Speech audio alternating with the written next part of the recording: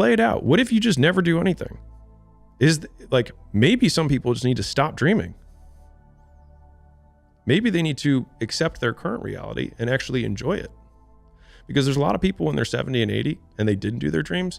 And if they went back, like they didn't do anything, but that whole time they were dissatisfied because they didn't try.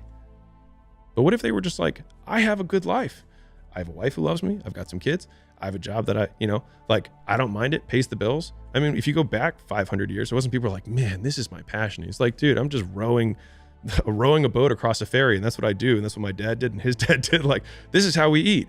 And so like, we have these idealized versions of purpose that I think Instagram and all this stuff kind of make terrible. But like, I think there's a lot of honor in work, period. And I think a lot of people fool themselves by thinking that what they do for some reason is not honorable. And I think a lot of it is like the internal versus external scorecard of like, I believe these things to be true about the universe or like the world. But a lot of those are like, what do I believe about myself? Which is like, I can choose to do work in this way, which then I can derive joy from. So like, if I'm shoveling shit, I can choose to be like, I will be the best shit shoveler because I believe that I will figure out how to do this more efficiently, and I will get better, and I'll have calluses on my hands, and I'll have a better back and whatever. But I will do this well. And I think you can find joy in work if you decide to do it well. So on one hand, if your dream causes you so much pain, then you will quit what you're doing and do it. And if it doesn't cause you enough pain that you're not pursuing it, or that you don't like, if you don't feel like you're in a cage right now, then maybe you're not in a cage, and maybe you just need to like the life you have, and that's cool too. But work is the way. It's the only way. Because everything else, if it didn't require work, then you'd already have it. Breathing doesn't really require work. Most people do it. There's plenty of things that we just don't think about because we have them automatically. And so everything that you don't automatically have, you have to expend effort to get. And so everyone just wants a way to get things without working, which I understand, don't get me wrong. But the thing is that I remember, actually, this is a weird thought. So I remember when I was graduating college, I had this, it was like $1 billion Powerball. Like it was like, when it kind of goes over $1 billion.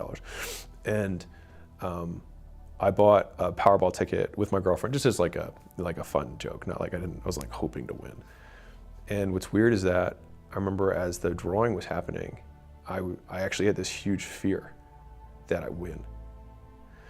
Because if I would win, then it would mean that I would never get a shot to prove myself. That I could have done it, because literally from that point on, if you win, nothing you do matters. Like I could never prove that I had any mettle. Every hardship that you encounter, if you reframe it as the story that you will someday tell to yourself of the person that you've become based on the dragons you've slain and the obstacles you've overcome, then I think that makes those obstacles a unique opportunity for self-improvement. I think about death all the time. And that's what I think for me has given me a lot of freedom to take big shots. Because like at the end of the day, I think that it's not going to matter. No one's going to remember. So if you are afraid of other people thinking about you, just remember that 6 months after you die, they're not going to be. And so it's like we have all these fears about other people, but like most of them won't even show up to your funeral because they're going to be busy. I work all the time. I have no hobbies besides working out, if you can consider that a hobby, like 4 times a week. That's it. I work all the time. That's all I do. And I work until I can't work, meaning like my output per unit of time starts to drop precipitously. And then I know that I just need to take a break of some sort. And then I usually binge some sort of television because that's what for me works. Some people are like, I garden. That's not me. Netflix, I'm good. You know what I mean? Or dark room in a movie theater, rocking. And that's okay. Like, why do I need to take their expectation of what they want? Like, they're like, that's not healthy. I'm like, define healthy. I do as much as I can of the thing that I want to do with every minute of my day. Why is that not healthy? Why do you want me to do something that I would prefer to do less? Because I do what I do every minute of the day because that's what I want to do. Almost like, how dare you cast your expectation of your life onto me? And to be fair, to the same degree, they can not work at all. Doesn't affect me. Like I'm a big advocate for destroying should, the word, in general. Should is just like the expectation motor of like all of our psyches. you should go to school. You should get a degree. You should do this job. You should marry her. You shouldn't stay up so late. You shouldn't work so hard. You should be more balanced. You shouldn't be working out so much. You're not working out. Like there's all these shoulds that other people tell us. And it's like, and you zoom out and then you see that it's a galaxy with a little dot of dust. It's like, should what? There is no should. Do what you want to do. At least that's how I see the world. I'll give you my definition of happiness, which is doing what you like to do with people you like and doing that as much as you possibly can. People who move faster in life don't actually move faster. They get more for every step. Many skills, like 1 + 1 = 5 when you put them together. So let's say you have somebody who's really good at math in the beginning. That as a skill, not super monetizable, right? Okay, well then you learn bookkeeping. Okay, well now you had a proclivity for math, but you learned something that has value in the business world. Okay, then you learn to you get your CPA, now you become an accountant. Okay, more valuable. Then you start studying around tax law and insurance, and you're like, oh, significantly more valuable. Then you learn how capital markets work and how debt markets work, right? And you understand how mergers and acquisitions work. And all of a sudden, you're a CFO. And then you learn how to sell and promote a little bit. And all of a sudden, now you're a rainmaker. And so you still needed to be good at math. But when you stack these other skills on top of it, the original math skill becomes significantly more valuable when you have these skills on top. But each one kind of requires the one before, which is why one of the things I hate about kind of the entrepreneur world a little bit is like, they'll learn something new and then poo-poo the thing before. It's like, I'm not upset at the teacher who taught me arithmetic because I learned algebra. One was necessary for the next. And so as entrepreneurs, a lot of times it takes, I think, the self-awareness to say like, where am I at on my skill stacking adventure, right? And each skill, every skill you add to your skill tool belt makes the rest of your skills more valuable. People think when they're starting out, one, that they should find something they're passionate about. Two, that the first thing they pick is the last thing they're gonna do for the rest of their life. And I think both of those are false. So we'll start with the first one. So the fallacy of finding your purpose, or finding your passion, is that you're going to love something so much that you immediately fall in love with it. Some people do. The vast majority don't. And real, I liked fitness.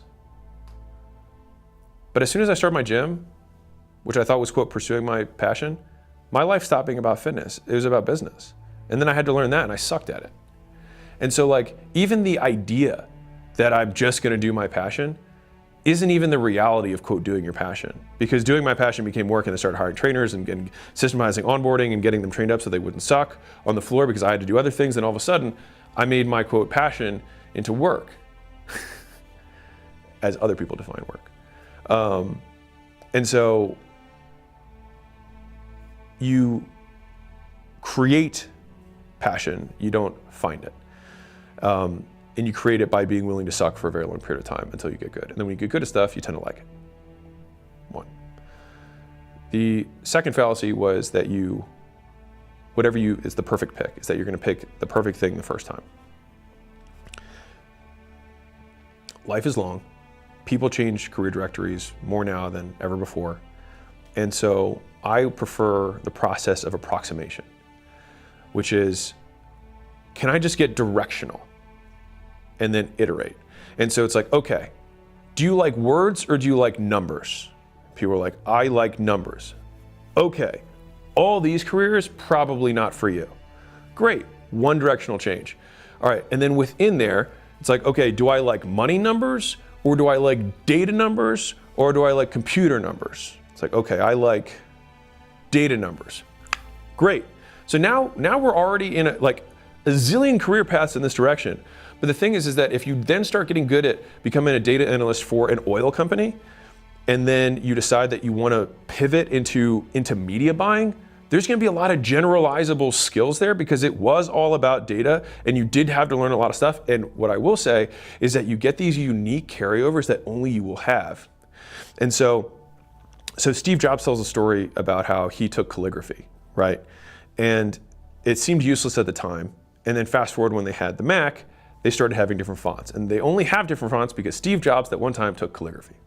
And so the lessons you learn on the first thing you do don't become apparent sometimes until the third, fourth, or fifth thing you do. But that third, fourth, or fifth thing you do, the fact that you did that first thing gives you a unique advantage compared to everyone else who didn't.